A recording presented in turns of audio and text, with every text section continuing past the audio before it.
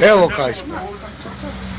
Ovo je živ sram. Еве, сад време чекаме со пациент тука. Човек да биде во право да се скараме за некоја пана. Сад време исто да се дешават што беше претходно од недела дена. Ево истиот случај. Еве, Комбево е тука. Да докторот малку му е сад време за еден извештај да дават. Ова аматерска снимка потекнува од семејството на пациентот од Лабуништа, кој, како што веќе информиравме, пред една недела со сомнителни знаци на коронавирус беше донесен, но не беше примен на инфективното оделение во Охридската општа болница.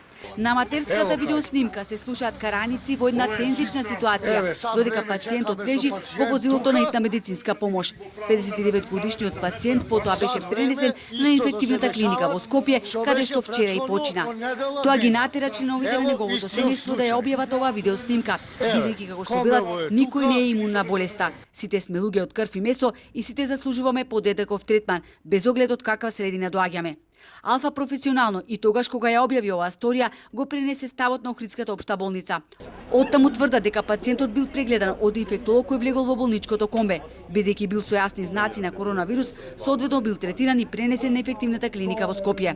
И ова не е единствен случај. Во Лабуништа досега има 19 заболени лица и дури 7 смртни случаи. Сите починаа на инфективната клиника во Скопје. Ова го отвора прашањето зошто е толку голема смртноста на заболените пациенти од Лабуништа.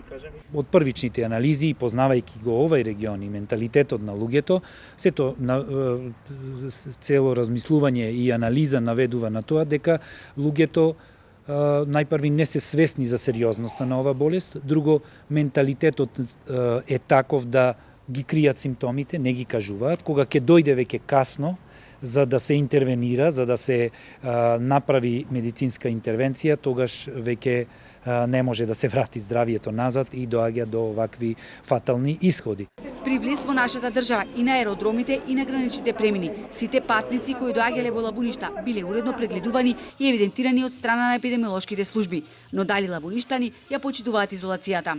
Дел од нив, зависно кој период доаѓа, подпишуваа соодветни изјави за самоизолација, за изолација. Колку тоа го почитуваа, според оние наши анализи што ги имавме, ние постојано, нашите епидемиолошки служби беа во контакт со нив и разговараа преку ден.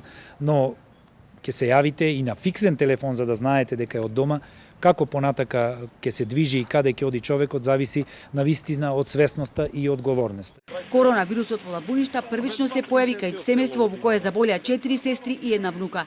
Епидемиолозите следат состојбата во Лабуништа, каде живеат околу 10.000 жители.